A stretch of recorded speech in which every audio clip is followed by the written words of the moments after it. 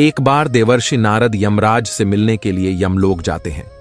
यमराज देवर्षि नारद का बड़े प्रेम से आदर एवं सत्कार करते हैं और उन्हें प्रणाम करते हुए पूछने लगते हैं, हे देवर्षि, यमपुरी में आपका स्वागत है।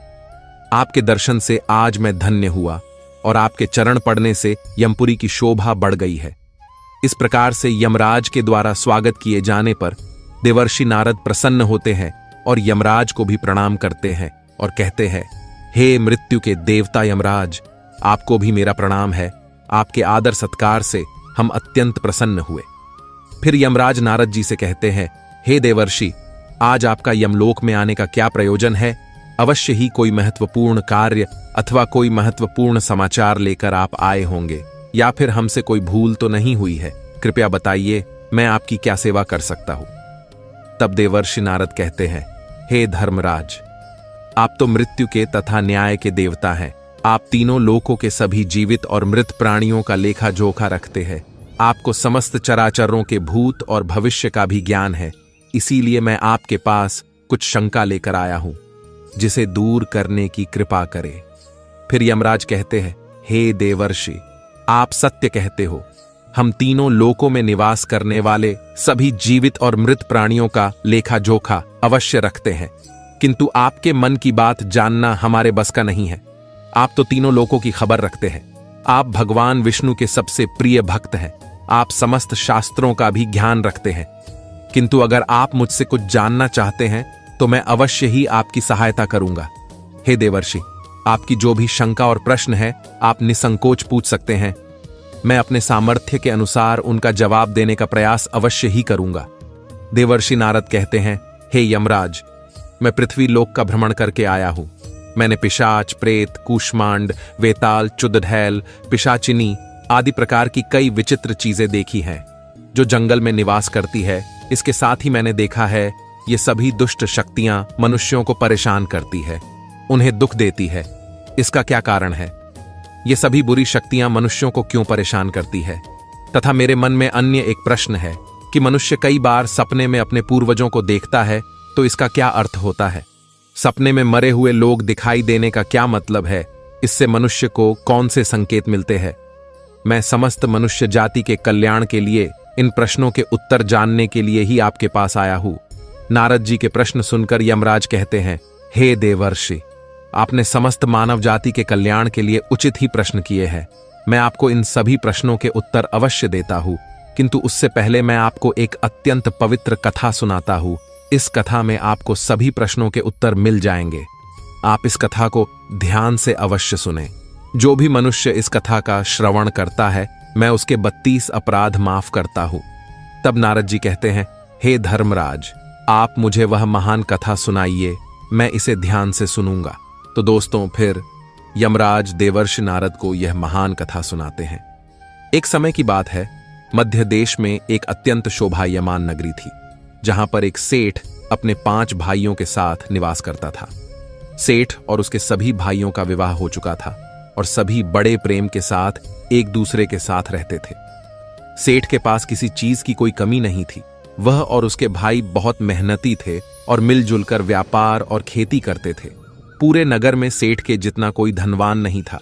ये सारी संपत्ति सेठ को उसके पूर्वजों से ही प्राप्त हुई थी। सेठ के पूर्वज महादानी और दयावान थे। वे सभी दान धर्म तथा अनेक प्रकार के यज्ञ, हवन आदि धार्मिक कार्य किया करते थे, किंतु सेठ कंजूस स्वभाव का था और उसके अंदर पूर्वजों के लक्षण नहीं थे। सेठ ना दान धर्म करता और ना ही यज्ञ तथा हवन आदि कार्य करता था। सेठ ने धन तो बहुत इकट्ठा किया था, किंतु उसने कभी अपने धन का सदुपयोग नहीं किया। उसने कभी किसी को फूटी कौड़ी भी दान में नहीं दी और ना ही उसने कभी दूसरों को भोजन कराया। सेठ के पूर्वज तो मंदिरों में भंडारा दिया करते थे, गरीबों को वस्त्र तथा अन्न का दान किया करते थे, लेकिन सेठ ने अपने पूर्वजों का कभी अनुसरण नहीं किया। वह हमेशा ही धन कमाने में और धन का संचय करने में लगा रहता था, जिससे उसके पास बहुत सारी धन संपत्ति तो हो गई, लेकिन उसके पूर्वज उससे बहुत दुखी और नाराज हो गए।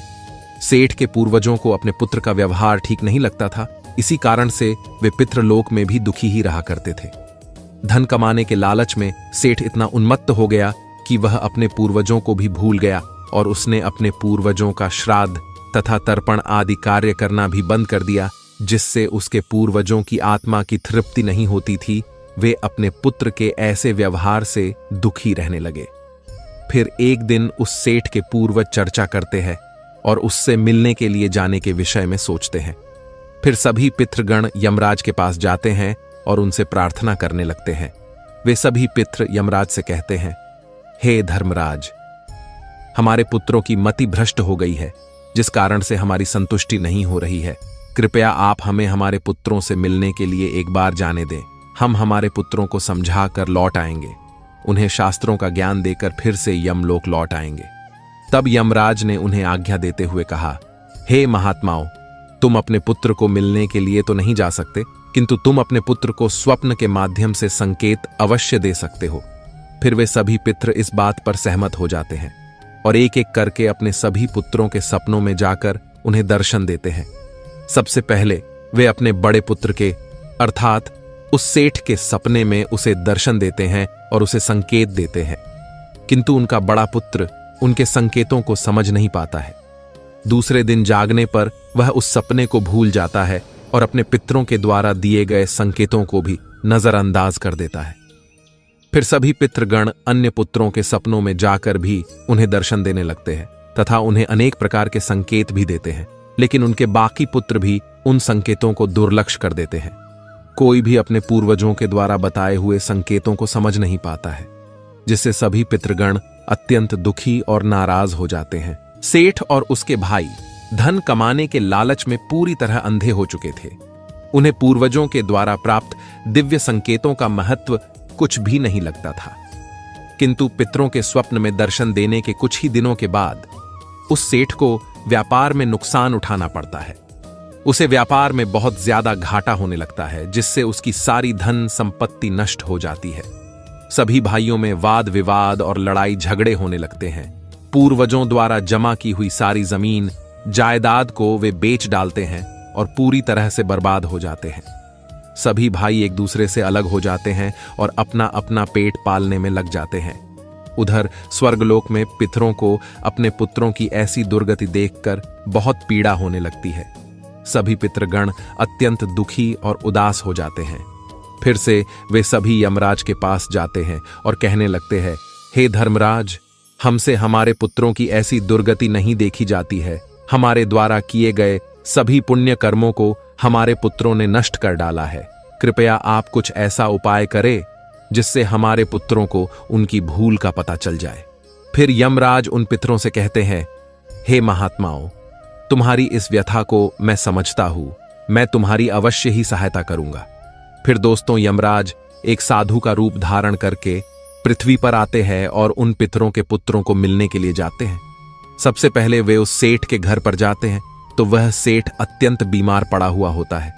सेठ की पत्नी साधु का स्वागत करती है और दान करने लगती है तो वह साधु कहता है, हे पुत्री, तुम्हारे घर में पितृ दोष है, उसी कारण से तुम्हारे पति की यह दशा हुई है। तुम्हारे पति के कर्मों के कारण उसके पूर्वज रुष्ट हुए हैं। साधु की बात सुनकर सेठ पूछने लगता है, हे साधु, मैंने ऐसा कौन सा पाप किया है जो मेरा सब कुछ बर्बाद हो गया? मेरे भाई भी मुझे छोड़कर चले गए और मैं बीमार पड़ गया। तब वह साधु कहता है, हे पुत्र, तुमने अपने पूर्वजों को नाराज किया है। तुम्हारे पूर्वजों ने जो संपत्ति और पुण्य अर्जित किया था उसे तुमने और तुम्हारे भाइयों ने नष्ट कर दिया। इसी कारण से तुम्हारी यह दुर्गति हुई है। तुम्हारे पूर्वजों ने सपने में आकर तुम्हें कई महत्वपूर्ण संकेत दिए थे, किंतु तुमने उन संकेतों को दुर्लक्ष्य कर दिया और अपने पूर्वजों को अपमानित किया है। यही कारण है कि तुम्हारा सारा वैभव नष्ट हो चुका है। इस प्रकार से उस साधु के द्वारा बताने पर उस सेठ को सब कुछ पता चल जाता है। उसे याद आता है कि उसके सपने में उसके पूर्वजों ने उसे दर्शन दिए थे। वह सेठ उस साधु से कहता है, हे साधु महात्मा, आप सत्य कह रहे हैं। हमारे पूर्वजों ने हमें सपने में दर्शन अवश्य दिए थे, किंतु हम उनके द्वारा दिए गए संकेतों को समझ नहीं पाए। कृपया आप मुझे सपने में पूर्वजों को देखने पर क्या संकेत मिलते हैं, इस बारे में बताइए। फिर वह साधु कहते हैं, हे पुत्र, अब तुम ध्यान से सुनो। मैं तुम्हें सपने में पूर्वज दिखाई देने पर मिलने वाले संकेतों के बारे में बताता हूं। यमराज कहते हैं, हे पुत्र, यदि पितरों का उद्धार नहीं होता है तो वे प्रेत योनि में ही मृत्युलोक पर भटक रहे होते हैं। वे भूख प्यास से व्याकुल होकर अपने परिवारजनों के घर में प्रवेश करते हैं। यदि सपने में घोड़ा, हाथी, बैल अथवा मनुष्य का विकृत रूप दिखाई पड़े तो समझ जाना चाहिए कि पितृगण अपने पुत्रों के व्यवहार से अत्यंत दुखी है। जो मनुष्य पशु पक्षियों को अन्न का दान नहीं करता है तो उसके पितृ अत्यंत दुखी होकर पशुओं का रूप धारण करके सपने में दर्शन देते हैं। यदि कोई ऐसा सपना आता है जिसमें कोई पशु अथवा जानवर मनुष्य की वाणी में बोलता हुआ दिखाई दे अथवा कुत्ता, बैल, गाय आदि प्राणी मनुष्य की तरह बातें करते हुए दिखाई पड़ते हैं तो इसका यह अर्थ होता है कि मनुष्य के पितृ उससे अत्यंत रुष्ट है। ऐसे मनुष्य को भविष्य में भयंकर अपमान का सामना करना पड़ सकता है। ऐसे मनुष्य के जीवन में क्लेश होता है। उसके भाई बंधु पशुओं की भांति युद्ध करने लगते हैं। यमराज कहते हैं, यदि सपने में मृत परिजन कुछ मांगते हुए दिखाई देते हैं तो इस स्वप्न को मनुष्य को कभी दुर्लक्ष्य नहीं करना चाहिए। इस सपने का यह अर्थ है कि उस मनुष्य के पूर्वज असंतुष्ट है, उनकी पितृलोक में तृप्ति नहीं हो रही है। जिस मनुष्य को सपने में उसके मृत पूर्वज कुछ मांगते हुए दिखाई पड़ते हैं तो उस मनुष्य का सारा अन्न भंडार समाप्त हो जाता है। वह घोर दरिद्रता में पड़ जाता है, वह भिखारी बन जाता है। इसीलिए उस मनुष्य को तुरंत ही अन्न का दान करके अपने मृत पूर्वजों को संतुष्ट करना चाहिए। यदि सपने में पूर्वज क्रोधी अवस्था में दिखाई देते हैं तो उस मनुष्य के पूर्वज उसके कार्यों से संतुष्ट नहीं है। वह मनुष्य जो भी कार्य अथवा व्यापार कर रहा है उसे उसमें नुकसान अवश्य उठाना पड़ता है। उसके द्वारा किए गए सभी कार्य व्यर्थ हो जाते हैं और उनका कोई फल उसे प्राप्त नहीं होता है। यदि सपने में पूर्वज दिखाई पड़ते हैं और अचानक से अदृश्य हो जाते हैं तो आने वाले समय में उस मनुष्य पर कोई बड़ा संकट आने वाला है, ऐसा समझना चाहिए। यदि सपने में कोई मनुष्य अपने मृत परिजनों को रोता हुआ देखता है तो उसके पूर्वज उसे यह संकेत दे रहे हैं कि उसे भविष्य में नुकसान उठाना पड़ेगा। उसका सारा धन, वैभव नष्ट हो जाएगा और उसे भयंकर दरिद्रता का सामना करना पड़ेगा। आने वाले संकट की घड़ी को देखकर पूर्वज सपने में रोते हुए दिखाई पड़ते हैं। यदि सपने में पूर्वज गंदे और मैले वस्त्र पहने हुए दिखाई देते हैं तो निश्चित ही उस मनुष्य का सारा धन नष्ट हो जाएगा, वह धनहीन हो जाएगा। तब वह साधु कहता है, हे पुत्र, यदि तुम्हें भी इस प्रकार के सपने दिखाई पड़े हैं तो तुम्हें अपने पूर्वजों को प्रसन्न करने के लिए दान, धर्म, तर्पण, श्राद्ध आदि कर्म करने चाहिए, जिससे तुम्हारे सभी कष्ट दूर होंगे। उस साधु की बात सुनकर उस सेठ को अपनी गलती का एहसास हो जाता है और वह तुरंत ही अपने भाइयों के पास जाता है और उन्हें साधु के द्वारा बताई हुई बात बता देता है। फिर सभी भाइयों को समझ में आ जाता है कि उनके पूर्वज उन्हें सपने में आकर संकेत दे रहे थे। फिर वे सभी भाई मिलकर नदी के तट पर जाते हैं और अपने पूर्वजों के लिए श्राद्ध, तर्पण, दान, धर्म आदि कार्य करते हैं और अपने पितरों को संतुष्ट करते हैं। फिर एक दिन उनके पूर्वज उनके सपने में आकर उन्हें दर्शन देते हैं और उन्हें नाना प्रकार के संकेत देते हैं।